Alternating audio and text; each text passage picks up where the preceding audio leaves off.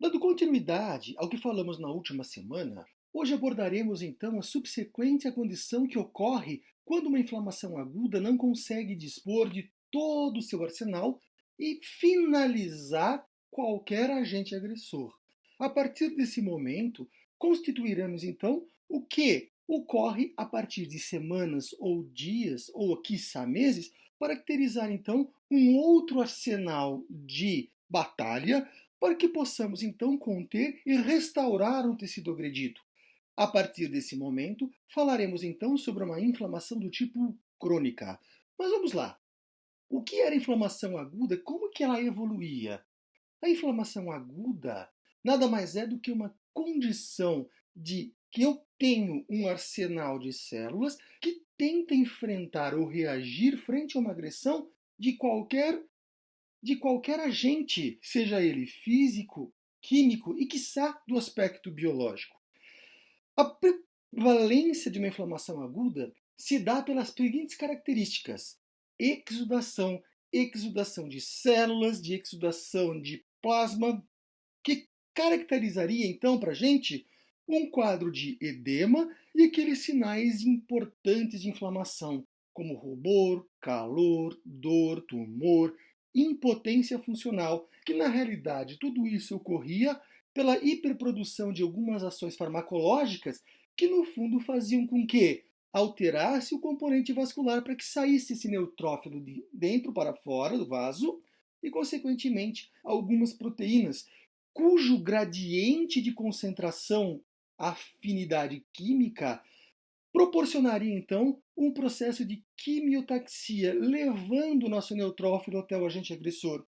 A partir desse momento, ocorreria então um ataque à membrana, cujo resultado poderia ser diverso. Entre eles, poderia ter a finalização do processo inflamatório, com a recomposição daquele terreno de batalha destruído por um tecido conjuntivo denso. Ainda poderíamos ter a formação de abscesso, que na realidade são neutrófilos totalmente degenerados pela sua própria enzima, pela sua própria concentração do hipoclorito de sódio. Ou ainda, eu não consegui resolver, eu tenho um processo ainda a ser batalhado para que eu possa restaurar aquele tecido que continua sendo agredido, seja pelo mecanismo das enzimas neutrofílicas ou ainda pela perpetuação de um agente agressor. Hoje focaremos então num processo de inflamação do tipo crônica, dando a evolução do que acontece a partir do que? Do que uma inflamação aguda não consegue nos resolver. Então, se a gente tivesse que colocar para vocês a inflamação aguda, eu quero colocar um adendo aqui. Primeiro, a nossa perspectiva é entender o quadro da inflamação crônica, constituir como de fato ela ocorre, mas eu não vou dar aqui minúcias do processo imunológico, das diferenciações, das pormenores dessas diferenciações. Vamos abordar aqui um novo estilo de aula, que é a partir então de um novo plano de aprendizado, que é a partir de perguntas e respostas, tentando culminar como uma inflamação crônica acontece. Para isso, eu convoquei então uma ajuda hoje. Uma ajuda de uma pessoa que pode nos fazer essas perguntas e a gente vai respondendo para que a gente contemple então a inflamação crônica como um todo. E hoje teremos aí a participação do meu amigo Cebolinha, certo? Dando um tchauzinho para todos os meus alunos aí queridos do segundo ano de patologia médica. Muito bem, vamos tentar então atirar o nosso alvo, chegando no agente agressor e finalizando o processo de inflamação crônica. Vamos lá, vamos tentar estabelecer todos os pormenores, detalhes, até que a gente chegue então num processo de cura. Vamos começar então com o básico. O que é uma inflamação crônica? Inflamação crônica, então, é todo e qualquer processo inflamatório que ocorre a partir de uma persistência de um agente agressor não eliminado pela reação aguda ou a reação inata, pensado como forma rápida de conter esse agente agressor. Ela ocorre, então, de uma ação prolongada, podendo durar meses, podendo durar semanas, combinado? E esse é um quadro que a gente tem que colocar na primeira prática. ele é duradouro.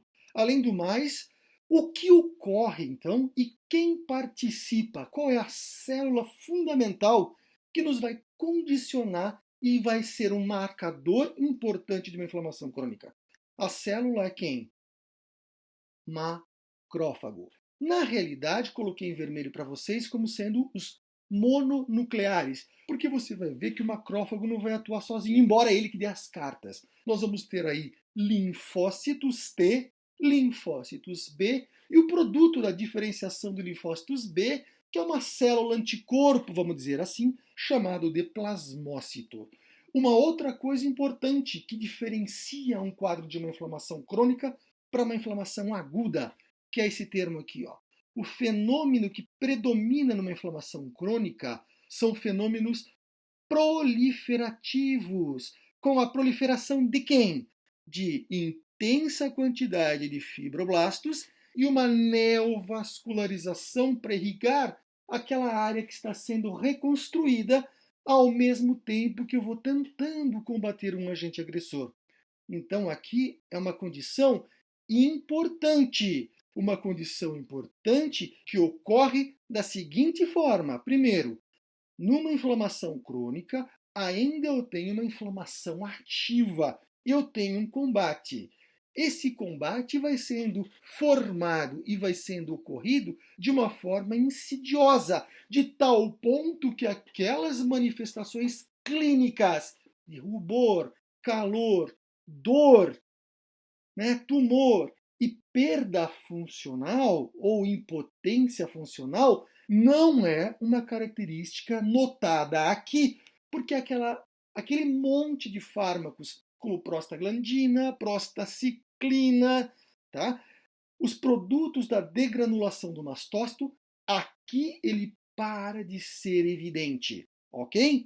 Outra coisa importante, eu tenho fagocitose e tenho destruição tecidual, mas ao mesmo tempo que eu começo a produzir destruição, eu tenho um equilíbrio entre catálise e análise, ou seja, à medida em que eu vou destruindo, à medida em que eu vou progredindo e fagocitando e destruindo a área agredida, eu vou reconstruindo a montante da onde eu fui progredindo anteriormente. A gente vai tentar condicionar esses termos mais plausivelmente e de forma mais adequada para vocês daqui a pouco, tá? Quando a gente começar a fazer esquemas importantes destas condições importantes que ocorrem então dentro de uma inflamação crônica. Mas antes da gente partir para esse princípio, vamos colocar algumas coisas para a gente chegar a uma diferença importante, que não é apenas do ponto de vista patológico, mas também do ponto de vista clínico de sinais e sintomas, que diferenciam então as condições agudas e crônicas. Vamos tentar lembrar? Muito bem. O que ocorre dentro de uma inflamação aguda? Alteração vascular, para que eu tenha um exudato. Então, a primeira situação que a gente vai ter que imaginar dentro de uma inflamação aguda é que ela é totalmente exudativa. E isso é fácil de compreender no aspecto clínico. Se eu tenho exudação e é rico em plasma, eu tenho uma área de tumor muito bem evidente. Se eu tenho um vaso mais dilatado, eu tenho uma vermelhidão local, que vocês entendem isso como rubor. Além do mais, todos aqueles fármacos com a situação álgica vai nos constituir também todo aquele quadro da sintomatologia dolorosa, daquele mantra do quadro inflamatório dos sinais clínicos propício de uma inflamação aguda. Na inflamação crônica, o que nós vamos ocorrer é uma situação diferente. Nós vamos ter, primeiro, um tecido importante sendo neoformado. À medida em que eu vou consumindo a área agredida, eu vou construindo uma renovação tecidual. Lembre-se que à medida que eu destruo, ele não fica um buraco. Eu preciso colocar alguma coisa naquele lugar. Dois corpos não ocupam o mesmo lugar de espaço, é verdade, mas eu preciso ocupar um lugar vazio. E quem faz isso? Um tecido que é colocado no local aonde eu vou fagocitando. Então eu removo a agressão para reconstruir. removo para reconstruir, naquela gangorra de análise e catálise que ocorre durante a inflamação crônica. Tá? E à medida em que eu vou colocando um novo tecido, esse tecido vai sendo substituído por quem? Pelo tecido que tem maior caráter de proliferação no tecido conjuntivo, que é, muitas vezes, o tecido de síntese pelo fibroblasto. Portanto, é um tecido conjuntivo denso. Outra coisa importante, eu também vou constituir citocinas inflamatórias que vai ajudar não só a produzir quantidade de células e a sua proliferação para ocupar o local, mas também com que ele comece a produzir síntese de fatores angiogênicos. Porque à medida em que eu vou construindo aquele tecido necessita de uma irrigação sanguínea. E esse quadro todo, aparentemente, tem um nome. Esse quadro de neoformação com células inflamatórias crônicas, tecido conjuntivo sendo colocado para recuperar o tecido perdido, mais a angiogênese local, chama-se tecido de granulação, como a gente vai ver daqui a pouquinho. Tá certo. Inflamação crônica é tudo isso que eu falei para vocês. É uma área de uma inflamação prolongada, de uma inflamação onde teve um dano excessivo e onde o reparo não se efetivou. E pode seguir-se de várias formas. Inflamação aguda, pode ser característica de uma artrite, de uma doença autoimune, de uma aterosclerose, de uma tuberculose, e isso vai nos condicionar algumas inflamações crônicas um pouco diferentes.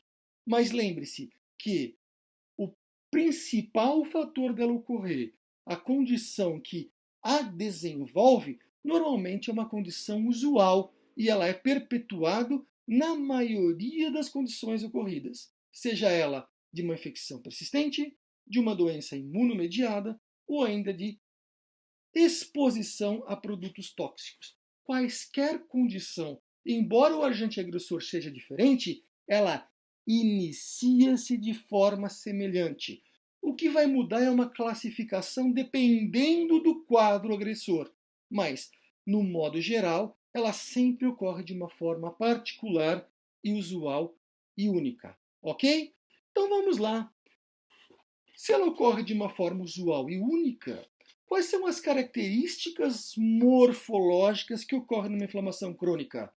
Então, como eu já falei para vocês, a inflamação ela ocorre a partir da exudação, vamos chamar de termo diferente, vamos chamar da diapedese, de 3 células fundamentais.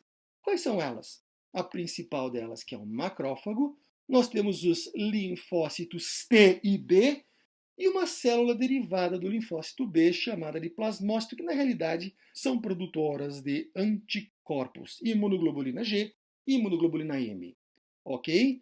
Muito bem. Além do mais, essas células serão responsáveis pela destruição tecidual e pelo agente agressor, e também na formação e tentativa de cura, produzindo então fatores de crescimento, que são citocinas, mas aqui chamaremos de fatores de crescimento, que vai constituir então um tecido fibrótico no lugar, com uma importante ação angiogênica.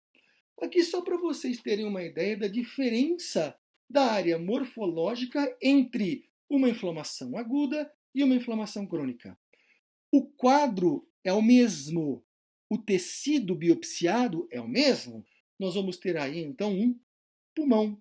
Um pulmão com características alveolares ainda permanentes, neste quadro aqui de cima, onde estou colocando a seta, vocês observam que entre as áreas de formação de revestimento alveolar pelos pneumócitos 1, pneumócitos 2, a gente tem uma área de vascularização exuberante que nos proporciona uma vasodilatação comparada do fluxo sanguíneo. A gente consegue ver então o grau de hemácias aqui dentro e, consequentemente, a exudação tanto de células inflamatórias para o interior do espaço alveolar e grande quantidade de espaço branco, que é uma imagem negativa de um líquido exudato para a região intraalveolar. Então, se eu observo este quadro de caráter exudativo, falamos então de uma inflamação aguda, que quando a gente determina uma magnificação maior para esse quadro aqui, valeríamos então a presença do neutrófilo, que é a marca registrada então de toda e qualquer inflamação aguda. Perfeito? Que lembre-se, é um processo exudativo. Na lesão aqui embaixo, temos também um quadro de uma biópsia pulmonar. Mas aqui eu perco a arquitetura alveolar usual. Eu não identifico aquele, entre aspas, aquela configuração do plástico bolha, cheio de alvéolos. Aqui eu tenho tecido conjuntivo, né, permeando ainda um remanescente alveolar. De novo, um tecido conjuntivo permeando outra areazinha alveolar, que ela fica um pouco mais estreita. Aqui eu tenho uma concentração de células que estão evoluindo para tentar combater o agente agressor, à medida em que a montante da onde ele já passou, ele deixa um quadro de uma inflamação fibrótica. Olha só, o que vale a pena dizer aqui? Que nem toda inflamação crônica que vai fazer a destruição e a recuperação de um tecido, a homeostase que vai ser proporcionada após o processo de cura, ela não necessariamente será semelhante à anterior. Isso pode ocorrer de que forma? Que a fibrose ocorrida no pulmão pode ser de tal monte que sequelas respiratórias ou ainda insuficiência respiratória pode ser proporcionada por um processo de cura. Ok, pessoal? Então, nem toda inflamação é vou resolver o problema e vai voltar exatamente como se nada tivesse acontecido. Isso não existe. E um processo crônico de intensa monta, como ocorre nessa questão aqui de baixo, nós vemos aqui que perco uma grande parte de alvéolo e, consequentemente, e nesta área pulmonar, as trocas gasosas vão ficar totalmente comprometidas. Então, uma inflamação crônica não necessariamente seja uma condição tão boazinha assim. Ela pode deixar sequelas e algumas sequelas até graves, dependendo de um quadro que aconteça. Uma das situações que é importante numa inflamação crônica é por que esse quadro ocorre de inflamação e de deposição? Dá para desenhar como isso ocorre? Dá para a gente começar a colocar um esquema? Certamente que sim. Vamos tentar raciocinar o processo inflamatório até chegar, então, nesse quadro de recuperação e ação contra o agente agressor. Dá para desenhar? Dá, né? Dá, mas é uma situação meio folgada tua, né, Cebolinha? Vamos lá! Começando, então, como sempre, agente agressor. O que ocorreria a partir de que o agente agressor, então, está sendo efetivamente imposto ao nosso tecido? Vamos lá, um tecido conjuntivo por uma bactéria invasora. O que vai acontecer? Vai acontecer a seguinte situação. Eu vou ter uma inflamação aguda associada a ele, com todas aquelas características de exudação celular e exudação plasmática, pelas alterações vasculares pertinentes a uma inflamação aguda. E qual era a célula mesmo que tinha como princípio a tentativa de conter o agente agressor? Essa célula aqui, ó, polimorfonucleares, chamada de neutrófilo. Ele chegava, a partir do sistema complemento, ele começava a ter um gradiente até chegar ao agente agressor e ele começava a fazer o ataque à membrana. Com o quê? Com a secreçãozinha das suas enzimas, do seu hipoclorito de sódio, através daquele buraco, daquela porosidade, promovida então pelas proteínas do próprio sistema complemento, que a gente aprendeu nas últimas aulas. Ok? E o que vai condicionar isso? Nós vamos degradá-lo, o agente agressor. Nós podemos degradar esse agente agressor, mas dependendo da grande monta, dependendo da agressividade e da disponibilidade desse agente agressor no tecido, eu posso não apenas conter esse agente agressor, mas uma grande parte do meu tecido que era saudável também acaba sendo agredido. E aqui esta regiãozinha aqui, ó, mostrada para vocês como se fosse um balão, esta área vamos representar como uma área agredida. E quem agrediu e quem a destruiu foram as próprias enzimas e o hipoclorito promovido pela secreção do neutrófilo, que pode até degenerar o próprio neutrófilo, caracterizando então um processo de purulento, caracterizando então um abscesso posterior. Ok, pessoal? Tudo bem. Então eu tinha esse quadro, mas agora o que acontece? Acontece que o neutrófilo chegou e falou: as minhas enzimas acabaram destruindo mais do que devia. Eu continuo com a persistência do agente agressor, mas agora eu tenho uma área vasta para tentar responder à agressão. E aí é que entra uma nova situação. Que nova situação é essa? Ah, uma nova célula. E que célula que temos aí a partir dessa degradação? Uma célula que já estava entrando, já estava ali nesse tecido, que na realidade foi a célula que fez, cuspiu as citocinas para que chamasse o tal do neutrófilo. Ela olha e fala assim: nossa, o neutrófilo não deu conta do recado. Só que todas essas citocinas, toda essa prostaglandina, prostaciclina, tudo isso que foi promovido pelo rompimento de lipoproteínas de próprias células normais que estavam ocupando aquela área, acabaram fazendo com que esse macrófago, que tinha a característica apenas de reconhecer a parte agressora e reconhecer para que chamasse o neutrófilo, seja de forma ativada. E quando o neutrófilo ele é ativado, ele passa a ser o ator principal do processo inflamatório e que agora começa a se chamar de inflamação crônica. Mas espera aí, você falou que tinha outras, sem dúvida, tem outras aí, o famoso linfócito. Então, tanto o macrófago quanto o linfócito apresenta-se como as principais células, então, a partir do momento que o meu neutrófilo não deu conta. Observe a seguinte situação: existe ainda neutrófilo, mas em células infinitamente inferiores a macrófagos ativados, a linfócitos, caracterizando um evento importante, o qual inflamação crônica é uma inflamação com predominância linfoplasmocitária. Perfeito? Tá certo. E o que acontece daqui por diante? Muito bem.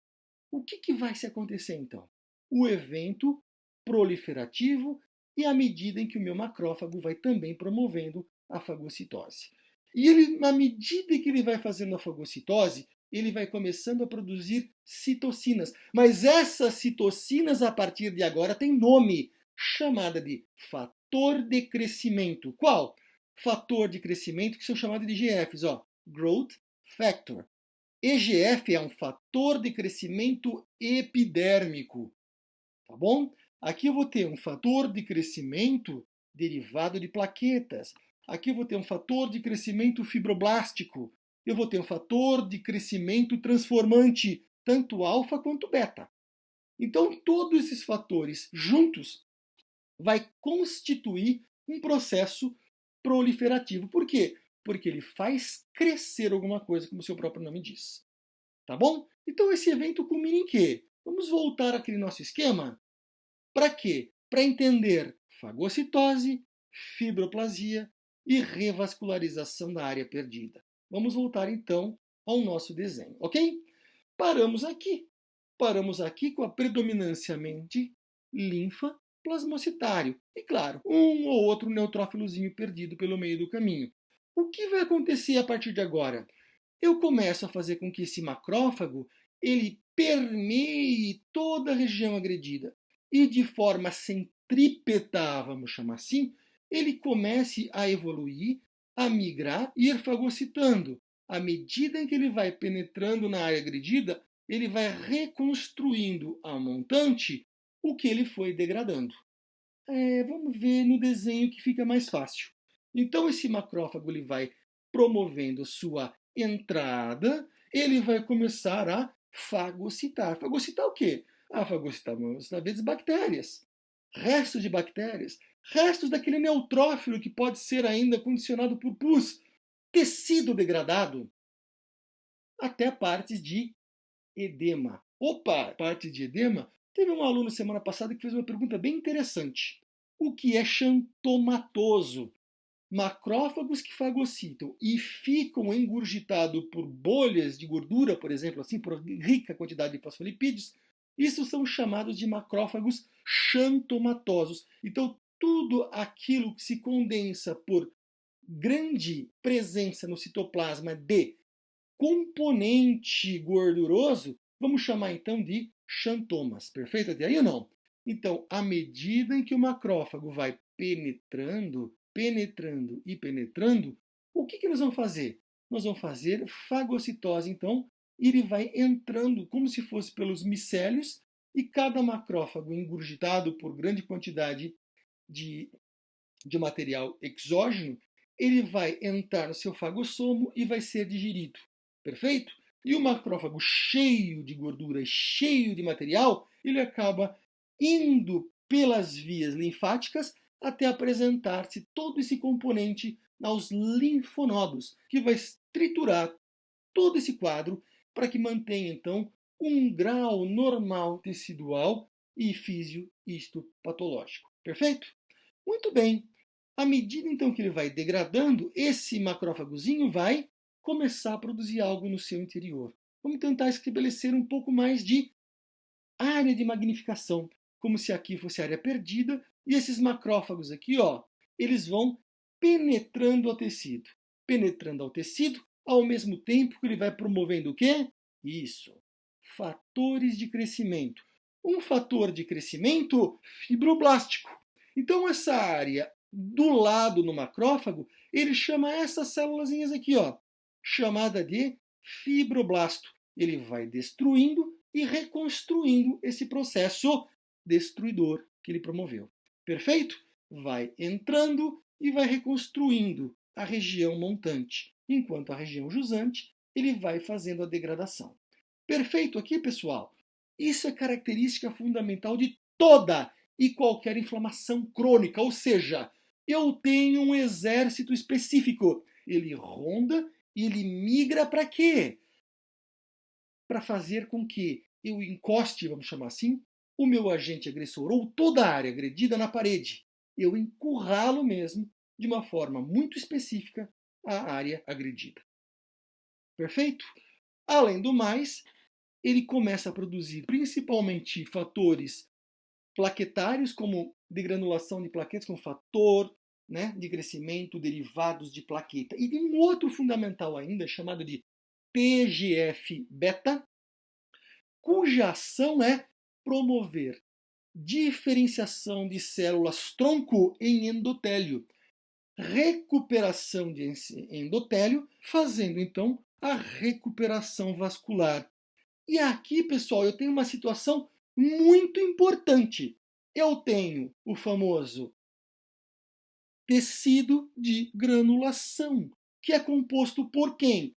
Por células inflamatórias. Quais são elas? Eu tenho linfócito e plasmócito e macrófago. Eu tenho ainda fibroblasto e ainda o processo de angiogênese. Este quadro, então, de injúria é chamado de tecido de granulação. Perfeito? E olha só, todo esse composto vai sendo feito da seguinte forma: eu vou adentrando, eu vou minimizando minha área agredida, mas eu vou repopulacionando. Como chama esse tecido mesmo? Tecido de granulação, que é composto por fibroblasto, angiogênese ou revascularização e células inflamatórias com predominância linfoplasmocitária e macrofágica. Alguma pergunta interessante e esse processo tem nome? Atenção aqui. Sim, esse processo todo tem um nome, chamado de processo de cura.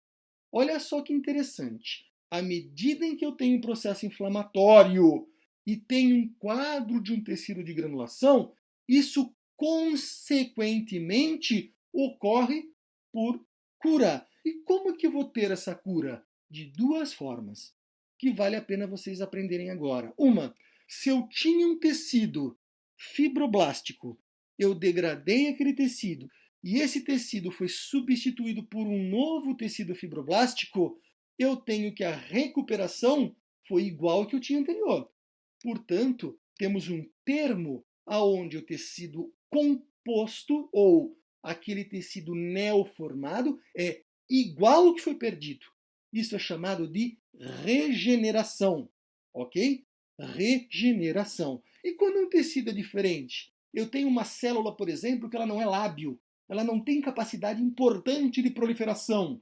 Eu tenho uma célula, por exemplo, como uma musculatura estriada esquelética, que fazem mitoses em doses homeopáticas, muito devagar. O que acontece nesse sentido?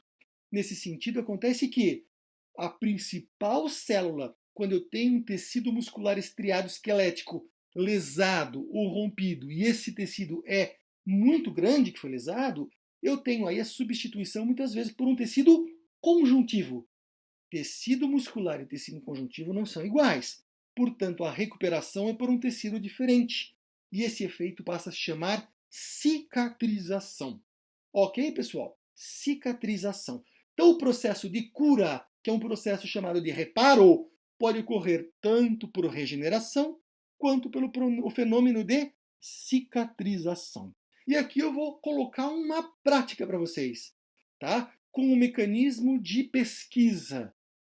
Pesquisem o que é cicatrização por primeira intenção e por segunda intenção, que posteriormente nós vamos acabar discutindo esses fenômenos. Perfeito, pessoal?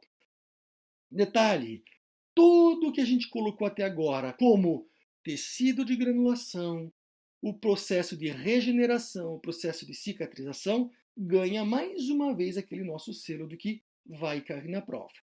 Tá bom? E só para vocês nunca mais esquecerem, como é que chama aquela área inflamatória? Ah, aquela área inflamatória chama-se tecido de granulação. O que é um tecido de granulação mesmo? É um tecido composto por células inflamatórias mononucleares, ou seja, macrófago, linfócito, plasmócito mais fibroblastos para formar aquele tecido conjuntivo denso, fibroso, para recuperar a área perdida, e também um processo de angiogênese local para irrigar, para que você não tenha uma isquemia local. Feito? Tecido de granulação é isso aqui. Eu tenho células inflamatórias, ainda tecidos mais grosseiros colocados na prática aqui, e ainda vasos. Vasos de caráter angiogênicos. Ok, pessoal? Vamos tentar colocar aqui o que chama esse tecido? Tecido de granulação. Detalhes: eu tenho uma área vascular, olha aí, uma areazinha vascular, deposição de fibras mais grossas a montante e um processo inflamatório. Olha que processo inflamatório, mononuclear. A setazinha aqui, ó, me aponta, aquela célula bonitinha, né, com o núcleo rechaçado para a periferia, bem característico aqui então de um plasmócito. E essas células mais redondinhas com citoplasma escasso são os famosos linfócitos, perfeito? Então aqui um quadro crônico afetando a área nervosa, tá? Uma área nervosa. Por que eu sei que é um processo inflamatório crônico? Primeiro, porque eu tenho fibroplasia, eu tenho um tecido conjuntivo, eu tenho neovascularização e tenho uma infiltração mononuclear com predominância de macrófagos, linfócitos e plasmócitos. Ah, como é que chamava esse quadro mesmo? Tecido de granulação. Perfeito aqui ou não? Alguns detalhes importantes que é importante, como eu coloquei para vocês, que vocês não esqueçam. Quais são eles? Primeiro, qual que é a principal célula de inflamação crônica? Macrófago. Essa é a resposta. Macrófago é o ator principal. Ele vai secretar os principais quimiotáticos, vai fazer interleucinas, que vai também atrair o linfócito, tá certo? Ele é o que vai fazer isso. O que mais que ele vai fazer? Ele vai promover extravasamento de monócitos. O que é o monócito? Monócitos são mais macrófagos, pessoal. Monócito é um macrófago que é dentro do vaso. Quando ele sai para o tecido, ele passa a chamar macrófago. Então, ele requisita novos macrófagos. Além do mais, promove moléculas de adesão e também faz aqueles fatores de ativadores e fatores de crescimento. Perfeito? Então, olha só, macrófagos são células com um arsenal de mediadores, capaz de induzir destruição tecidual para fazer a fagocitose e também para reconstruir a partir da secreção de fatores de crescimento, que tudo isso é a marca de uma inflamação crônica. Muito bem. O que ele produz? Tudo isso aqui, ó. Fatores de interleucina 1, TNF, interleucina 6, faz quimiocitocinas, promove citocinas anti-inflamatórias e também fatores angiogênicos importantes, dependendo da ativação do que ocorre nos famosos macrófagos.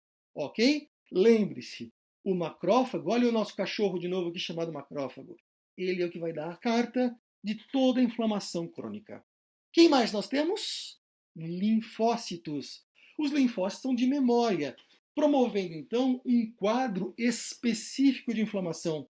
Um quadro que nós temos aí como se eu vou produzir um linfócito, principalmente B, e plasmócitos, caracterizando anticorpo contra alguma coisa muito bem específica, que era de memória. E também nós temos aí outros tipos de linfócitos, como o linfócito T, que esse sim tem caráter de combate, provocando e promovendo síntese de citotoxinas característicos da inflamação. Tá bom? O que eles produzem? Tudo isso aqui, ó. Interferon, interleucinas, tá certo? E lembrar que o linfócito macrófago, ele tem uma correlação importante. À medida em que o macrófago promove TNF, interleucina, que recruta não só neutrófilo na inflamação aguda, mas também agora os linfócitos na inflamação crônica, os linfócitos, por sua vez, também produzem um tipo específico de interleucina, chamada de interleucina 12, que faz o quê? Estimula o linfócito T a produzir um interferon, que faz o quê? Vai ativando o macrófago, virando um círculo vicioso. O macrófago chama linfócito, o linfócito ativa macrófago, que chama linfócito, que ativa o macrófago. Até quando? Até ter todo o tecido do processo de cura totalmente evidenciado e aquelas células macrofágicas linfocitárias permanentes migrem novamente até a região de linfonodo, finalizando o quadro. Perfeito? Então, linfócitos, linfócito B e linfócito T também são outras células importantíssimas no quadro inflamatório. E os fatores de crescimento? Quais são os mais importantes? O fator de crescimento epidérmico, que vai fazer o quê? A reestruturação de uma área ulcerada, por exemplo, com a proliferação de células endoteliais, mas eles também atuam no fibroblasto, fazendo que eu tenha mitose fibroblástica para a repopulação da área agredida. Nós temos aí o famoso fator de crescimento derivado de plaquetas. Aqui eu queria que vocês estimulassem duas coisas importantes. Primeiro, ele promove angiogênese, emigração de quem? De mais macrófagos, de fibroblastos para ocupar a região perdida. Então, na realidade, o PDGF e o fator de crescimento transformante que a gente vai ver daqui a pouco são os principais fatores responsáveis pelo crescimento do tecido de granulação. Perfeito? Muito bem. Fator de crescimento fibroblástico. Faremos o que com ele? Como o próprio nome diz, proliferação fibroblástica. Além do mais, ele trabalha também com a degradação de membrana basal e a nova migração endotelial para aquela área de membrana basal, para que constitua, então, um vaso bem formado. Não vou adentrar em detalhes de como ele ocorre aqui, que é um processo um pouco mais associado com a embriogênese. Mas vale a pena dizer que ele, tão qual quanto o fator de crescimento transformante, estabelecem a angiogênese. E o fator alfa também responsáveis pela fibroplasia, enquanto o TGF-beta fala assim, já repopulacionamos toda a área importante. Pare de produzir. Tá ok. E se o TGF-beta falhar? O que vai acontecer? Vai acontecer aqueles fenômenos da nossa primeira videoaula, que diferenciaria o quê, pessoal? Uma cicatriz hipertrófica, por exemplo, que era o que mesmo? Uma cicatriz aonde toda a área tinha uma evolução maior do que ela devia. Eu tenho uma hiperplasia, tá certo? De células e uma hipertrofia tecidual, aonde eu vou ter como se fosse uma cicatriz maior, mas não ocupando extensões além da área agredida. E se tivesse além da área agredida, como é que chamava isso mesmo? Queloide. Só para vocês não esquecerem. Tá certo? Existe alguma classificação, existe alguma diferenciação em todo esse processo que ocorre a partir daqui para que a gente possa diferenciar um ou outra condição de inflamação crônica? Existe. E isso é um quadro muito importante, que nós vamos ter duas classificações. Como é que nós vamos chamar? Primeira delas, inespecíficas. O que é uma inflamação inespecífica? É quando eu olho uma biópsia, por exemplo, e a partir daquele quadro eu não consigo identificar o fator desencadeador daquela inflamação. Eu sei que tem uma inflamação. Eu sei por quê? Porque eu tenho tecido de granulação e tenho uma infiltração monocítica, ok? Mononuclear. E eu tenho fibroplasia. Perfeito? Qual é o agente agressor? Não sei. Eu vou ter toda aquela célula difusa, espalhado pelo tecido. Perfeito? E o que é específica? Tem um nome, e esse nome muitas vezes traz confusão para vocês, chamado de processo inflamatório granulomatoso. Granulomatoso, eu consigo identificar o agente. E aqui eu vou ter alguns detalhes importantes no granulomatoso, e que vale-se um adendo. Processo inflamatório granulomatoso é diferente de tecido de granulação. De novo, para nunca mais esquecer. Tecido inflamatório granulomatoso é diferente de tecido de granulação. O que é um tecido de granulação? É um tecido formado por células mononucleares, macrófago, linfócito, plasmócito, mais fibroblasto e mais angiogênio, vasculatura neoformada. Isso é um tecido de granulação. E o que é um granuloma? É um caso específico de inflamação crônica que vai ser visto no próximo módulo. Perfeito até aqui, pessoal?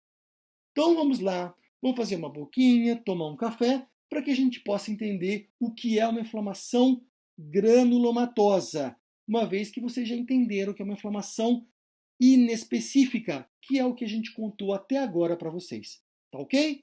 Obrigado até aqui e vemos nos próximos módulos.